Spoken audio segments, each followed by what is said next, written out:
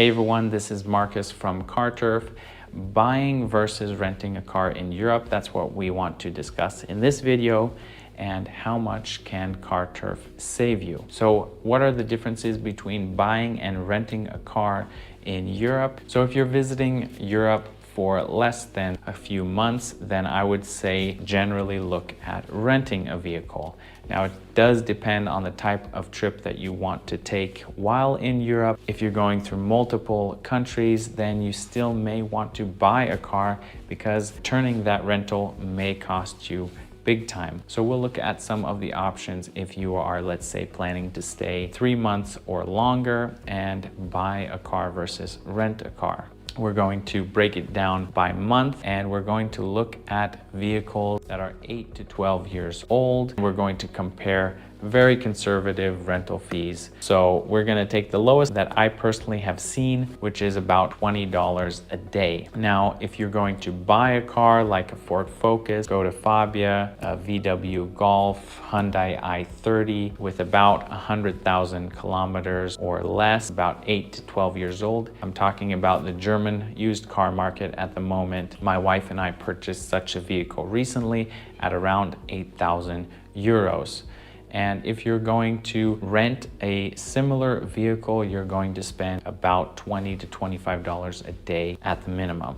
So let's look at those costs side by side. If you were to rent that type of vehicle in Europe, about $600 a month. Car insurance would be $240 a month. So renting a car on a monthly basis would be around $840 a month. Now, if you're going to buy a similar vehicle around 8,000 euros, and assuming you can get a loan for that amount at 10% interest for 5 years, you would spend about 170 euros a month for the loan itself, 50 euros in car insurance, 99 euros a month for CarTurf's services, 60 euros a year for German vehicle tax, and about 50 euros a month allotted for maintenance. And that comes to about 374 euros a month, which currently is around $394 a month. So going with CarTurf would cost you under $400, going with car rental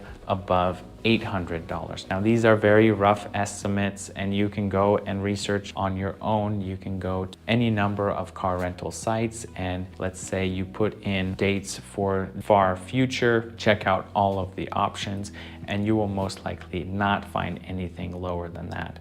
So in general, CarTurf will most likely save you at least 100% of what you would have spent on a car rental per month. That's just a very conservative calculation. I will put a link to the blog post article in the description. Please comment if you have anything to add. Certainly, you can rent cars that are much more expensive. It really depends on your budget. If you are considering a long-term trip in Europe, maybe you're a visitor to Europe or you do business frequently, visit Europe, then check out services that we offer at CarTurf.